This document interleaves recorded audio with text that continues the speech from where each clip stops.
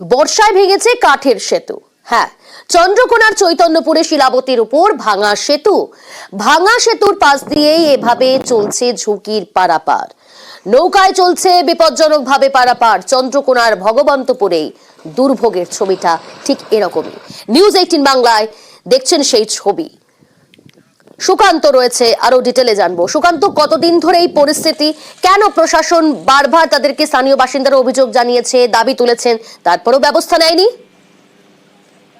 একদম দেখো প্রিয়াঙ্কা, এলাকার মানুষ যেটা জানাচ্ছেন যে দীর্ঘ বছর ধরে তাদের এই ভোগান্তির অ্যাক্সেস, তারা বারে বারে বিভিন্ন দপ্তরে আবেদন জানিয়েছেন, কিন্তু কোনো কাজই হয়নি। মূলত 2 বছর আগে এই শিলাবতী নদীর উপর চন্দ্রকোনার ভগবন্তপুরের যে চৈতন্যপুর এলাকা, সেখানে কিন্তু এই কাঠের সেতু, সেই সেতু ভেঙে গিয়েছিল। তারপর থেকে আর তা মেরামত করা হয়নি বা বাগানো হয়নি। তারপর থেকে কিন্তু ভোগান্তি শুরু হয়েছে। এখন ভরা মরশুম চাষের, সেই চাষের সামগ্রী নিয়ে যেতে কিন্তু প্রচন্ড বেগ পেতে হচ্ছে এলাকার মানুষকে। শুধু তাই নয়, নদীতে নৌকোয় করে পারাপার করতে হলে সময়ও যাচ্ছে এবং অর্থ খরচা হচ্ছে। এই নিয়ে কিন্তু বারে বারে প্রশাসনকে জানানো সত্ত্বেও কোনো কাজ হয়নি। কিন্তু যেটা জানা যাচ্ছে যে 4 বছর আগে জমি অধিগ্রহণের কথা হয়েছে এবং সেই চিঠি কিন্তু এই কয়েকদিন আগে ব্লক প্রশাসনের হাতে এসে পৌঁছেছে। আর ব্লক প্রশাসন তারপরে কিন্তু বৈঠক শুরু করেছেন জমি অধিগ্রহণের জন্য। এখন দেখার এই যে 20 থেকে 25টি গ্রাম, যে গ্রাম পঞ্চায়েত গ্রামের মানুষ এই চৈতন্যপুরের এই নদী পারাপার করে তারা কিন্তু চন্দ্রকোনা টাউনে আসেন। সেই টাউনে কিন্তু তাদের হাসপাতাল থেকে শুরু করে কলেজ, স্কুল, হাট বাজার সবই তাদেরকে আসতে হয়। ব্লক প্রশাসনের কার্যালয়ে আসতে হয়।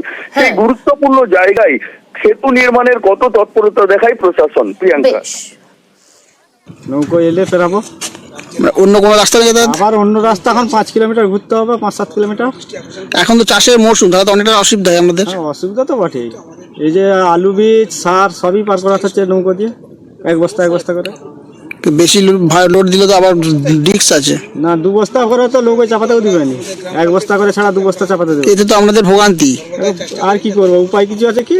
এই সমস্যার কোনো সমাধান হয়নি। ওই দেশের মানুষ বাস টাস আদায় করে হচ্ছে, আবার আমাদের অঞ্চল থেকেও করছে, আবার ওই ভেঙে যাচ্ছে। বন্যায় আসলেই বন্যায় তো ভেঙে যাচ্ছে। বিশেষ করে মেন সমস্যা হচ্ছে এখানে কোনো পেশেন্ট যদি রুগী অবস্থায় থাকে, তাকে অনেক দূর থেকে ঘুরিয়ে নিয়ে যেত। দুটি চাষিবাসী আমরা মানুষ, দুটো একটা মাল বা আলু বীজ সার পাই করানোর জন্য বহু মাথায় ওখানে নিতে হয়, নৌকোয় ফেলতে হয়, নৌকো থেকে মাথায় নিয়ে আবার সেপারে ফেলতে হয়। এই দেখো, দুটি ধান পের করতে একটা গাড়ি গাড়া হয়ে গেছে, কোনো মতে গাড়িটা তুলতে পারেনি। পুরোই সমস্যার মধ্যে আমরা বাস। এই রাস্তাটি আমাদের অত্যন্ত জরুরি এবং এখানে 40-50টি গ্রাম উপকৃত হবে। সবচেয়ে বড় কথা, এই যে শিলাবতী নদী এবং কেটিয়া খাল, দুটো এই 4.5 কিলোমিটার রাস্তার মধ্যে দুটো পড়ছে। কিন্তু এটা তো খুবই দরকার আমাদের। এবং আমরা দীর্ঘদিন ধরে কি মানে অসুবিধা ভোগ করবো। আর এটা কলকাতার সঙ্গে আরামবাগ হয়ে এটা শর্ট রুট হয়ে যাবে। আমরা পিটিশন করেছি পিডব্লিউডি ডিপার্টমেন্টে। এটা পিডব্লিউডি নর্মাল স্কিমের রাস্তা। তো সেই রাস্তাটা জন্য আমরা ওই তো বললাম 80 সাল থেকেই চেষ্টা করে আসছি। ব্রিজের জন্য ওই চেম্বার তৈরি করেছি, ব্রিজ সহ রাস্তাটির জন্য আর কি। দেখুন, এই যে কংক্রিট ব্রিজের যে দাবি, এই দাবি এলাকার লোক যেটা করছে এটা যুক্তিসম্মত এবং আমরাও ঊর্ধ্বতন কর্তৃপক্ষের কাছে জানিয়েছি, বিডিও অফিস, জেলা, রাজ্যতে। এবং আমাদের আশা, আমাদের যে পশ্চিমবাংলার মাননীয় মুখ্যমন্ত্রী, মাননীয় মুখ্যমন্ত্রী আছেন, তিনার দৃষ্টি আমরা আকর্ষণ করেছি।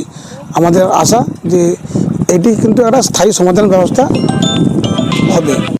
পিডব্লিউডি রোডসের মেন কাজ ওনারা আগে ডিমার্কেশনটা করবেন ডিএলআরকে সঙ্গে নিয়ে। তো এই কাজটা আমরা আমাদের ব্লকে এখন আবাস যোজনার কাজ চলছে। এই আবাস যোজনার কাজটা শুরু হয়ে গেলেই আমরা সার্ভের কাজটা শুরু করে দেবো।